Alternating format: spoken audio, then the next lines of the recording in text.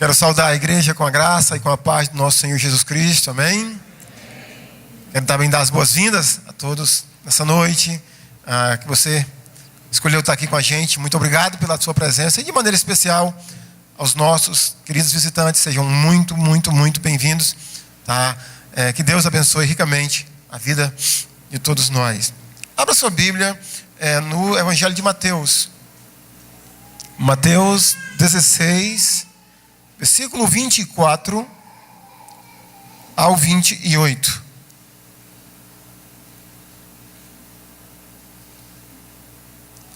Diz assim então a palavra do Senhor.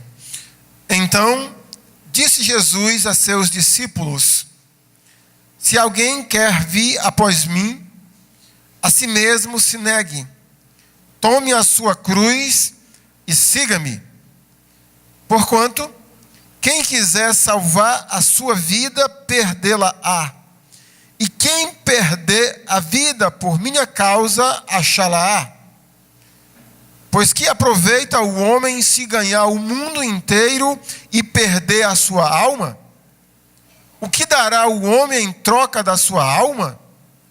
Porque o Filho do Homem há de vir na glória de seu Pai, com os seus anjos, e, então, retribuirá a cada um conforme as suas obras. Em verdade vos digo que alguns há dos que aqui se encontram, que de maneira nenhuma passarão pela morte, até que vejam vir o Filho do Homem no seu reino. Vamos orar mais uma vez, meus irmãos. Nosso bom Deus, mais uma vez te louvamos, te agradecemos por esse dia que o Senhor nos concedeu.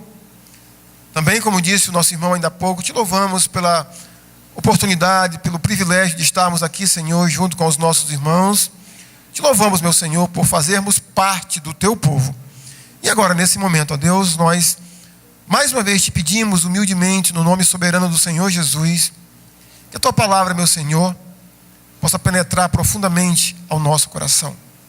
Cremos que ela, meu Deus, é aquela espada de dois gumes, que tem o poder de penetrar o mais profundo da nossa alma, do nosso ser, e mudar conceitos, nos dar convicções sobre as nossas ações e, sobretudo, meu Senhor, convicções sobre a nossa fé, daquilo que esperamos em Cristo Jesus.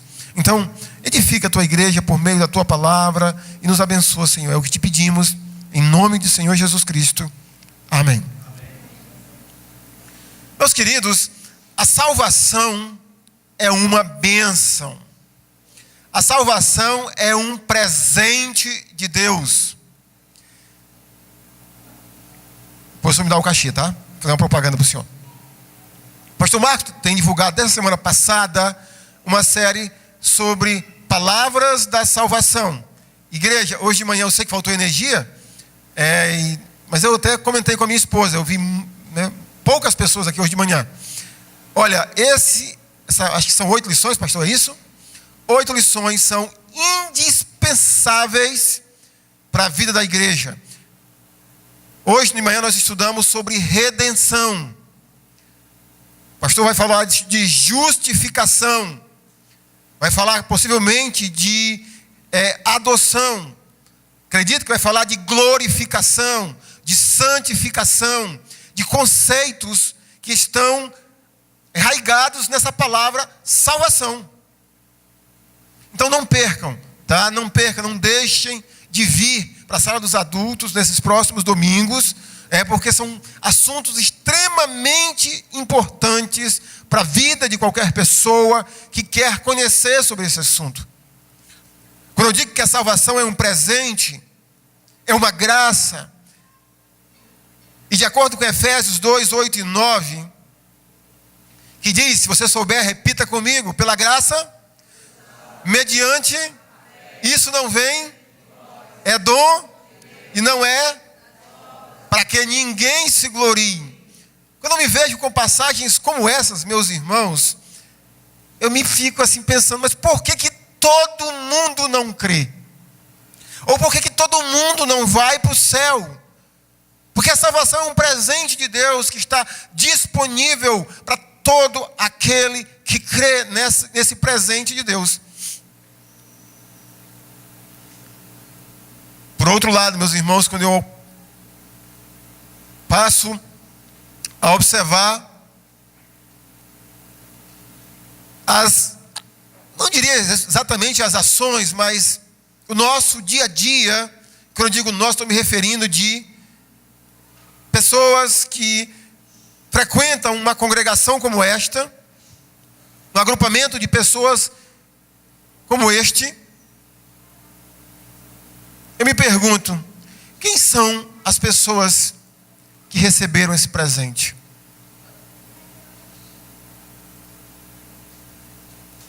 Porque é algo tão fácil, que não nos custa absolutamente nada, que é um presente de Deus para todos nós, e quando eu falo nós, no sentido humanidade, para aqueles que creem no Senhor Jesus Cristo.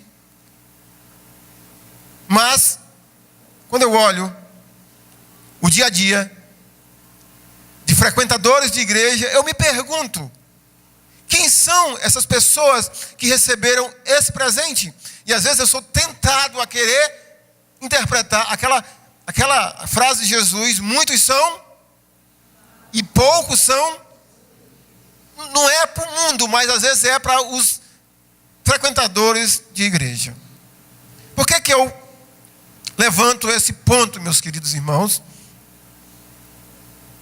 Porque quando nós olhamos uma passagem como esta, há pelo menos dois motivos para essa observação. Esse presente de Deus e, ao mesmo tempo, quem recebeu esse presente de Deus. Então, há pelo menos duas observações pelas quais eu levanto esse ponto. E a primeira é, por causa da compreensão de textos como este. Olhando esse texto, meus irmãos, isolado, pessoas são levadas a acreditar aqui que a salvação não é como Efésios 2, 8 e 9. Você pode olhar esse texto e interpretá-lo como a salvação sendo por meio das obras. Olha o versículo 25. Olha o versículo 27. Principalmente a parte final. Retribuirá a cada um conforme suas obras. O segundo motivo, mas antes de ir para o segundo motivo, o texto não está ensinando em nenhum momento salvação por obras. Inclusive essa frase que eu enfatizei do versículo 27,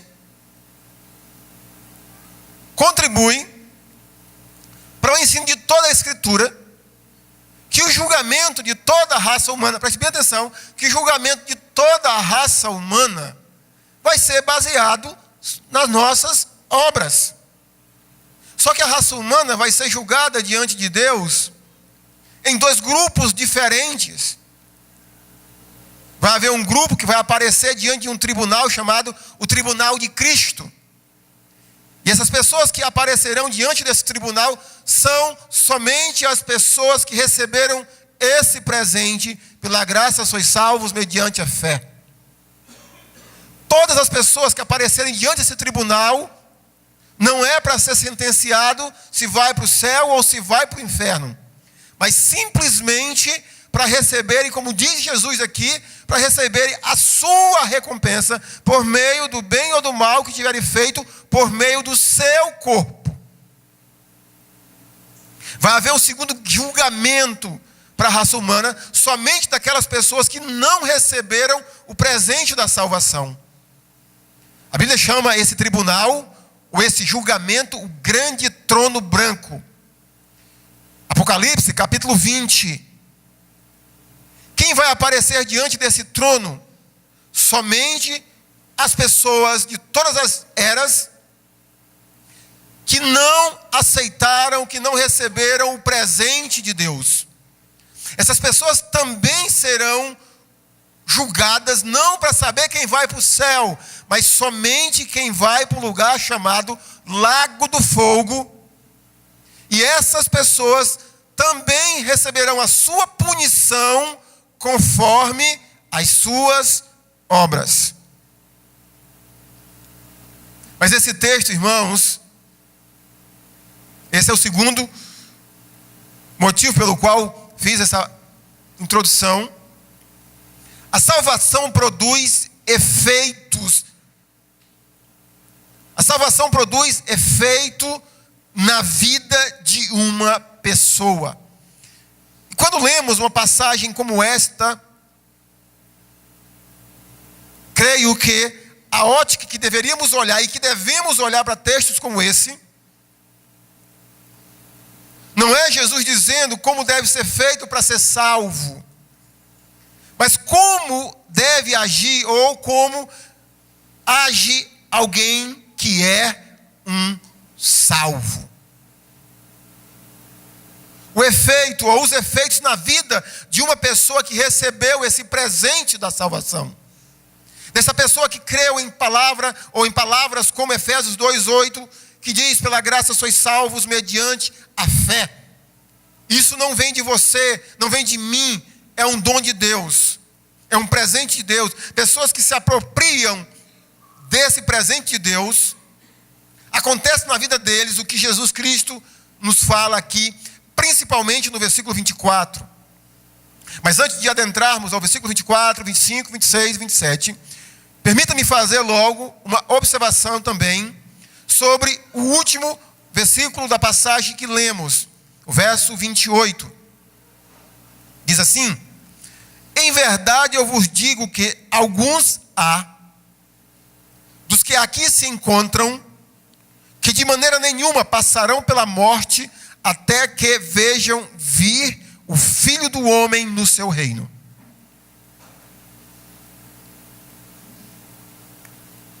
De acordo com Mateus, ali naquele momento estava com Jesus os discípulos. E ele olha para aquele grupo, possivelmente de 12 discípulos, não sei se se referia aos 12 apóstolos, especificamente, mas ele olha para aquele grupo de pessoas, discípulos dele, e ele diz assim: alguns de vocês não vão enfrentar a morte sem antes de ver o Filho do Homem no seu reino. E aí é uma passagem, você pode, se você olhar o versículo 28, você vai dizer: tá, mas toda aquela geração daqueles primeiros seguidores de Cristo, ninguém viu Jesus Cristo vindo no seu reino para reinar. Como entendemos esse texto então, pastor? Uma analogia que eu poderia dar para você entender o versículo 28. Eu vou usar aqui. Quantos aqui lembram do... Se eu disser o nome, não é errado, me ajudem aí. Daquela maneira de olhar a foto dos anos 70, eu acho... É binóculo, né? Quantos lembram do binóculo? Levanta a mão aí. Monóculo, eu sabia que eu... monóculo. Binóculo é um negócio para a gente olhar.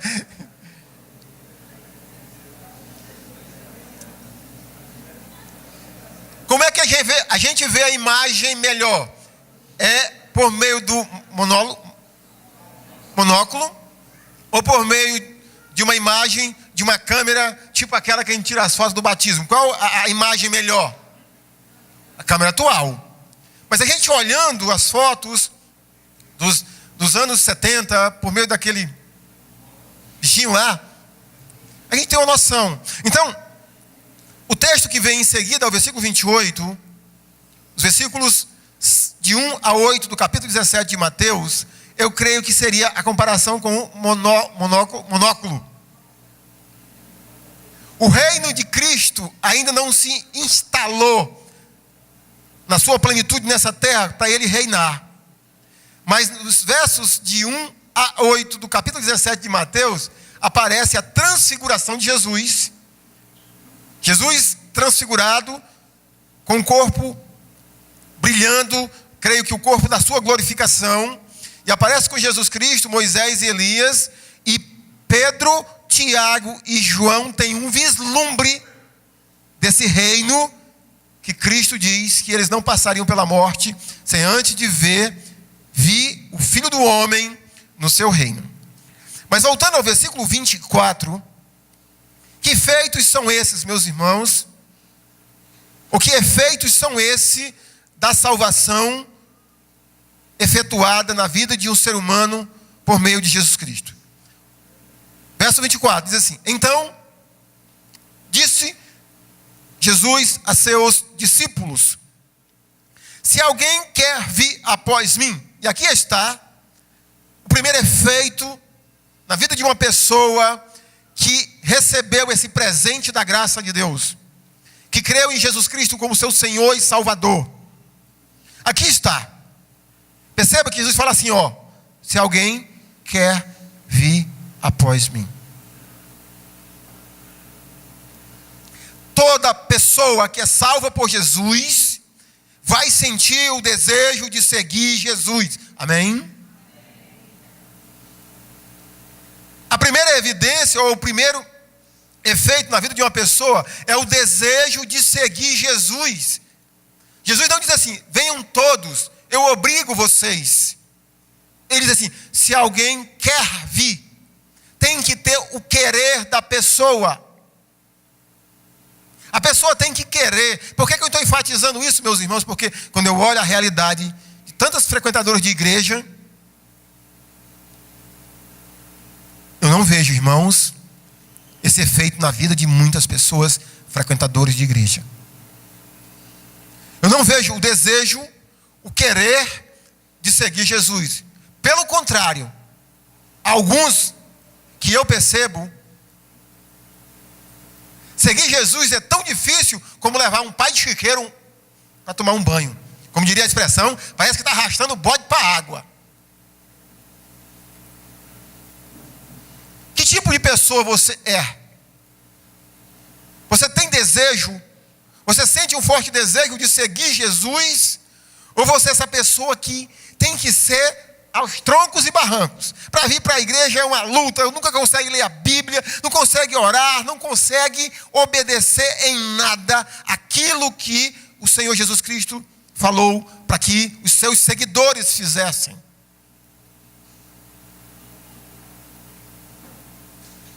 Porque se você, meu querido, minha querida, não sente desejo de seguir Jesus, infelizmente, você não recebeu o presente da graça de Deus. Pastor, será que isso é verdade mesmo? Venha comigo rapidinho. Deixa eu mostrar alguns detalhes de Mateus para você perceber como é importante essa questão do desejo, da predisposição de querer seguir Jesus. Mateus capítulo 4.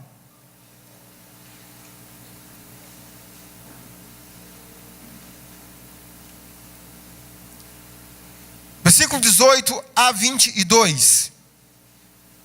Vou ler rapidinho por causa do nosso tempo. Diz assim: caminhando Jesus ao mar da Galileia, junto ao mar da Galileia, viu dois irmãos, Simão, chamado Pedro, e André, que lançavam as redes ao mar, porque eram pescadores. E disse-lhes: vinde após mim, e eu vos farei pescadores de homens. Agora, olha o versículo 20. Então, eles deixaram imediatamente as redes e o seguiram. Outros dois irmãos. Passando adiante, viu outros dois irmãos, Tiago, filho de Zebedeu, e João, seu irmão, que estavam no barco em companhia de seu pai, consertando as redes, e chamou-os. Então, eles, no mesmo instante, deixando o barco e seu pai, o seguiram. Agora, capítulo 9, versículo 9. Agora é Mateus.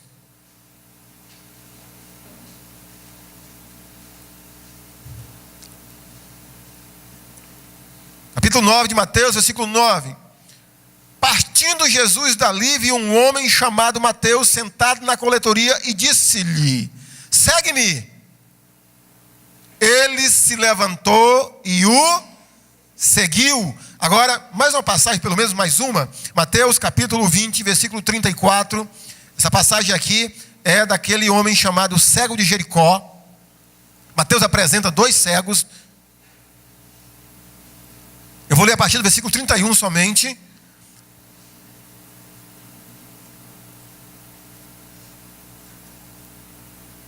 Mas a multidão os repreendia para que se calassem. Eles, porém, gritavam cada vez mais: Senhor, filho de Davi, tem misericórdia de nós. Então, Parando Jesus, chamou-os e perguntou: que quereis que eu vos faça? Responderam: Senhor, que se nos abram os olhos. Condoído, Jesus tocou-lhe os olhos. Imediatamente recuperaram a vista. O que aconteceu em seguida? E foram seguindo. Eu poderia pegar outras passagens, mas eu quero que você entenda que toda pessoa que tem um encontro com o Senhor Jesus Cristo, que recebe a graça salvadora de Jesus, que recebe esse presente, sente desejo de seguir Jesus. Por que você não gosta de igreja? Por que você não gosta de estar no meio do povo de Deus? Porque você tem que se questionar isso. Porque se você não sente desejo de seguir Jesus, porque algo não aconteceu na sua vida. É porque você não recebeu o presente. Jesus diz assim: olha, quem quiser vir após mim, venha. Tem que ter o querer. Com quem você mais se parece? São com esses, ou com essas pessoas, que na hora que Jesus Cristo chamou elas, venham, elas responderam, seguindo Jesus. Ou você se parece com esse homem, de Mateus 19, versículo 21 e 22, aquela passagem do jovem rico. Mateus 19, 21 e 22. O final do diálogo entre Jesus e aquele jovem homem diz assim: disse-lhe Jesus: se queres ser perfeito, vai, vende os teus bens, dá aos pobres e terás um tesouro no céu. Depois, faz o quê? Vem e segue-me. Jesus chamou esse homem para segui-lo, sim ou não? Chamou. Agora, olha a resposta dele. Tendo, porém, o jovem ouvido esta palavra, retirou-se triste, por ser dono de muitas propriedades. De que maneira você tem respondido a essa graça salvadora de Deus? Você tem dado as costas como esse jovem, ou você tem feito como Pedro, João, André, Tiago, Mateus, os dois cegos de Jericó, que responderam positivamente ao chamado de Jesus? Voltando agora para Mateus 16, 24.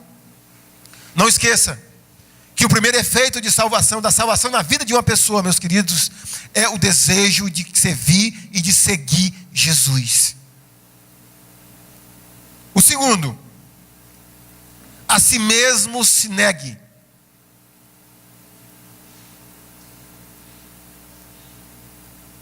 A capacidade de negar-se a si mesma. Você já parou para pensar sobre essa questão? O que é, vamos pensar assim, o que é negar-se a si mesmo? Para que alguém possa negar-se a si mesmo, é preciso que ela saiba, em primeiro lugar, não é nem só que ela saiba, que ela sinta que ela tem duas, ou que há duas forças agindo na vida dela. É preciso que ela sinta que ela tem duas naturezas. É que é preciso que ela saiba que ela tem duas vontades coexistindo no seu interior.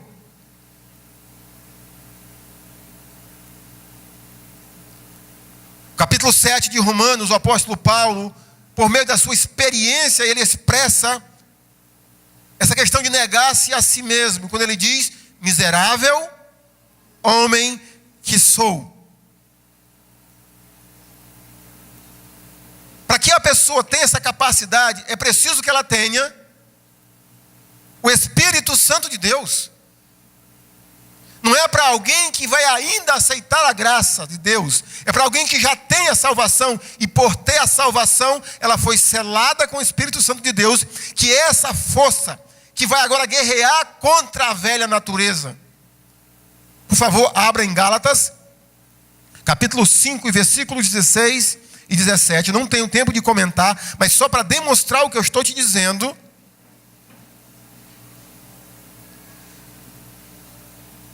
O que Jesus está dizendo aí, irmãos, quando ele negue-se a si mesmo, é o que o apóstolo Paulo está dizendo na grande passagem sobre as obras da carne e o fruto do Espírito.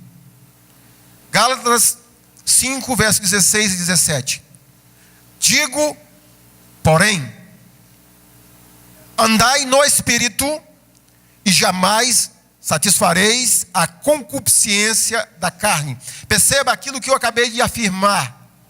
Paulo está falando para pessoas que haviam crido no Evangelho, recebido o presente de Deus, e ele diz para ela: entenda uma coisa, dentro de vocês há o Espírito Santo de Deus, há uma força que vai produzir uma vontade na mente de vocês, mas também ainda há uma natureza chamada pecaminosa, aqui chamada de concupiscência da carne. Porque a carne milita contra o Espírito, e o Espírito milita contra a carne, porque são opostos entre si, para que não façais o que porventura seja do vosso querer. Isso é negar-se a si mesmo. E só pode negar-se a si mesmo pessoas que já receberam o presente de Deus. E toda pessoa que recebeu o presente de Deus, ela tem a capacidade no seu dia a dia de negar-se a si mesmo, porque ela tem o Espírito Santo de Deus. Meus queridos irmãos,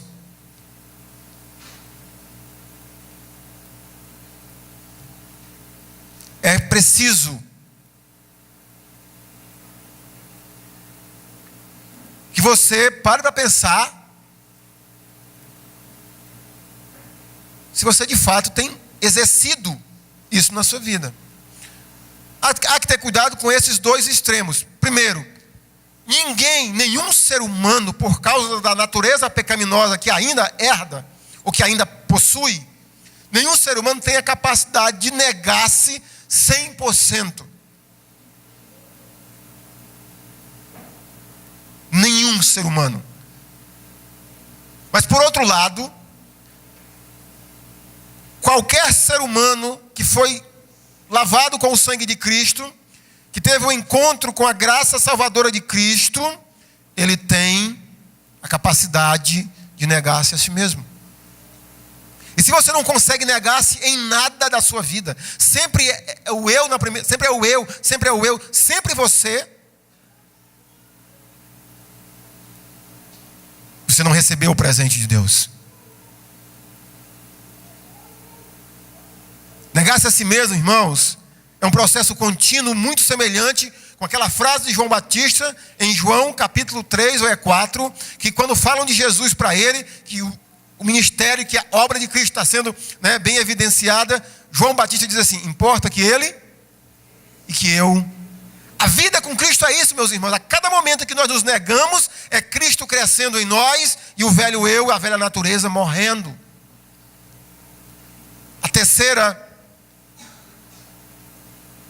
Terceiro efeito: tome a sua cruz e siga-me. Confesso que é uma das coisas que eu reflito bastante sobre o que significa tomar a cruz de Cristo. Desculpa, tomar a minha cruz, não é a cruz de Cristo. Mas vamos pensar rapidinho o símbolo da cruz. É claro que o símbolo da cruz para a nossa geração, ou para gerações do período da igreja, possivelmente depois dos primeiros séculos, tomou uma conotação totalmente diferente. Mas no primeiro século, a cruz tinha um símbolo muito claro e simples para a vida de todo judeu, ou qualquer pessoa que estava no raio de domínio do Império Romano. A cruz era um símbolo de morte, condenação. Era o símbolo da cruz. Inclusive, o conceito do apóstolo Paulo, traduzindo o Antigo Testamento: maldito todo aquele que for pendurado no madeiro. Símbolo de maldição. Então, de alguma forma, quando Jesus Cristo olha para os discípulos, ele diz assim: tome a sua cruz. Tem a ver com a nossa morte. Mas essa não é a morte, exatamente a morte de passar da morte física, de morrer daqui e ir para o céu, mas a morte da velha natureza. E quando, irmãos, a gente olha Jesus desafiando a quem quiser segui-lo, dizendo para tomar a sua cruz, fico observando mais uma vez a conduta, as atitudes. Irmãos e irmãs, como que agem? Ai, pastor, mas a minha cruz é pesada, pastor. Ai, pastor, mas eu vou deixar o ministério porque a minha cruz, porque meus irmãos, deixa eu lhe dizer uma coisa. Todo seguidor de Cristo, ou seja, toda pessoa lavada no sangue de Cristo, toda pessoa que tem o desejo de seguir Jesus, que se nega a si mesmo, todo discípulo de Cristo tem a sua cruz, não é só você. Todos têm a sua cruz. E aqueles que estão seguindo Jesus, independente da cruz que carregam, estão seguindo. Por que você não está? Dá para pensar? Jesus não disse que são alguns que têm uma cruz a levar. Jesus disse que todos têm uma cruz para carregar. E que a cruz pode ser os nossos problemas, pode ser inclusive os pecados que lutam com a nossa natureza regenerada, pode ser. Pode ser os obstáculos da vida, pode ser, mas todo mundo tem. E Jesus chama mesmo assim: venha, traga a sua cruz e siga-me. Sabe, irmãos, quando olhamos o versículo 25, depois da terceiro efeito de alguém que recebeu a graça salvadora de Deus, nós temos um versículo que nos leva a avaliar, 2 versículos, um negócio chamado custo-benefício. O verso 24 é Jesus dizendo: aqui é a vida, aqui está o resumo da vida de alguém que me aceitou, que vai para o céu. Mas o versículo 25 não faz nenhum sentido, e o versículo 26 não faz nenhum sentido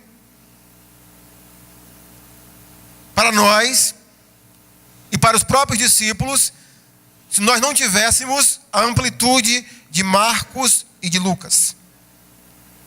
Porque Mateus diz que Jesus chamou os discípulos, ou falou para os discípulos. Mas Marcos e Lucas dizem que Jesus chamou os discípulos e as multidões. Então o versículo 25 fica muito fácil de compreendermos, versículo 26, se não olharmos somente para o universo de pessoas que tiveram encontro com a graça salvadora, mas de pessoas que já tiveram esse encontro e de pessoas que estão namorando com esse encontro. Imagina só o ministério de Jesus Cristo. Ele está chegando aqui na sua última semana antes da sua crucificação. E ele olha, ele vê os discípulos, mas vê os seguidores, ou seja, aqueles que estão olhando ali só para aplaudir ou para criticar. Parece muito, irmãos, com membros de igreja de hoje, parecem muito mais sócios de clubes que pagam uma taxa. Estão lá para dizer o que está certo e o que está errado, mas não se envolvem. Então aquelas pessoas estão ali olhando os milagres de Jesus Cristo, as palavras de Jesus Cristo, talvez querendo se beneficiar por alguma coisa, mas não tomam uma decisão. Aí Jesus diz para eles assim, porquanto quem quiser salvar a sua vida, perdê-la-á. Preste bem atenção. Quem quiser salvar a sua vida, perdê-la-á. E quem perder a vida por minha causa, achá-la-á. Queridos, para seguir Jesus, não existe meio termo. Já ouviu falar do crente Raimundo? Já ouviu falar? Sabe o que significa que é o crente Raimundo? Na ótica de Jesus, esse crente não existe. Já ouviu falar no crente girafa? Já? Não? Corpo na igreja, cabeça no mundo. Na ótica de Jesus não existe. Ou um ou outro. E hoje nós percebemos, quando eu digo hoje, né, cada vez mais evidenciado que as igrejas supostamente evangélicas estão querendo atrair pessoas para se dizerem cristãs. Não, você vem que você tem os dois. Não tem. Ou um ou outro. Porque são sistemas de valores completamente opostos. Ou o mundo ou Deus. Então como é que a gente pode entender isso? À luz de 1 João, capítulo 2, versículos 15 a 17. O que o apóstolo João diz? Filhinhos, não ameis o mundo nem as coisas que há no mundo. Porque se alguém amar o mundo, o amor do Pai não está nele. Aí João diz assim, o que é o mundo? Porque a concupiscência da carne, a concupiscência dos olhos e a soberba da vida não procede de Deus. Porque quando Jesus fala aqui, quem quiser salvar a sua vida, perdê-la-á. Se você está ouvindo e está dizendo, rapaz, para mim ser um cristão, para me aceitar a graça de Deus, eu tenho que ter o desejo de seguir a Cristo incondicionalmente, eu tenho que me negar a mim mesmo, e eu tenho que tomar a minha cruz, entendendo que eu sou miserável, pecador. Rapaz, eu não quero esse negócio, não. É melhor o mundo. Jesus disse, beleza. Faça a avaliação. Porquanto, quem quiser salvar a sua vida, perdê-la. Se você salvar a sua vida à luz deste mundo, Jesus diz, você vai perder ela. Mas se você perder a sua vida, de acordo com a ótica do mundo, você vai ter o presente da vida eterna. E aí vem o versículo 26. Pois que aproveita o homem se ganhar o mundo inteiro e perder a sua alma? O que dará o homem em troca da sua alma? Você pode dizer assim, então pastor, esse mundo aí é dinheiro? Não, também é. Mas não é só dinheiro. Porque Jesus pergunta para aquelas pessoas que estão ali, pois o que aproveita o homem ganhar o mundo inteiro e perder a sua alma? Por que eu sei que Jesus não está falando só de dinheiro? Porque todas as pessoas que morrem nesse mundo de meu Deus, eles fazem parte de uma das três classes, de acordo com a sociologia. Ou ele é rico, ou é classe média, ou é pobre. Em países como o nosso, percentual de ricos, percentual de classe média, mas qual é o percentual de pobres? E todo dia está morrendo pessoas das três classes.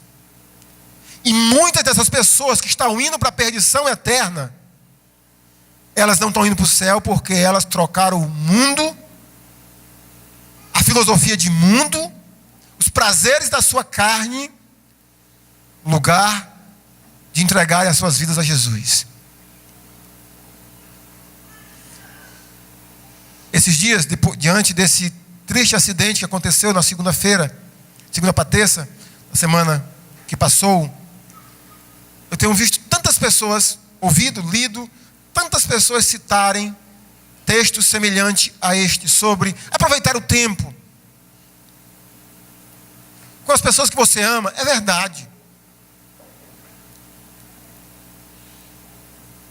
Mas eu falei ontem para uma irmã que eu não queria ser um religioso para estar lá naquele funeral para falar alguma coisa para as famílias daquelas pessoas. À luz da Bíblia, eu não queria. Porque provavelmente muitas daquelas pessoas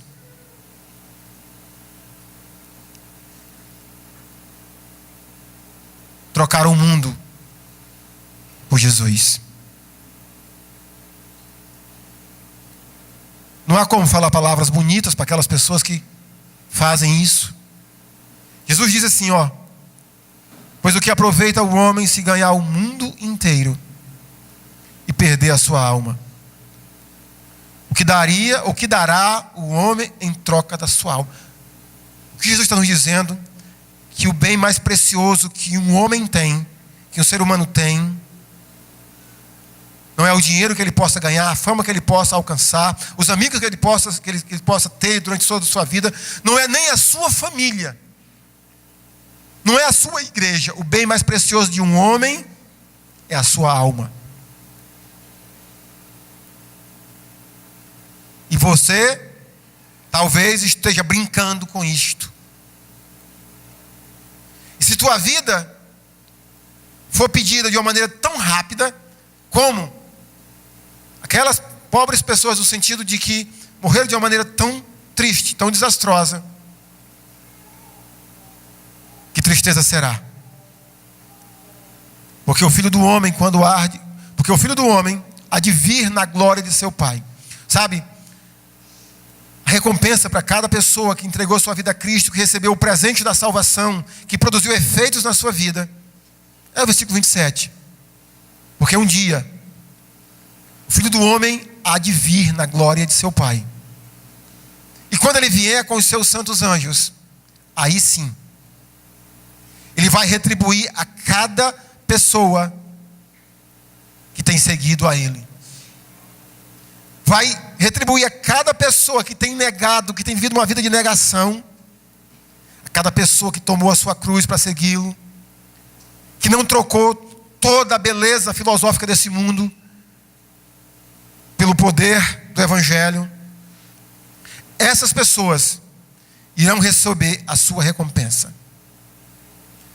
Meu irmão, por que você anda triste? Eu sou cristão, sim, meio desanimado. Jesus nunca prometeu recompensa aqui nessa vida.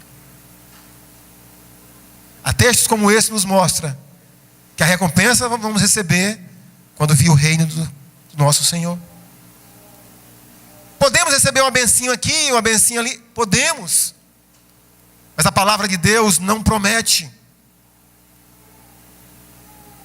bênçãos materiais para essa vida, não promete que você vai ter uma vida de vitória, vitória, vitória. Não promete.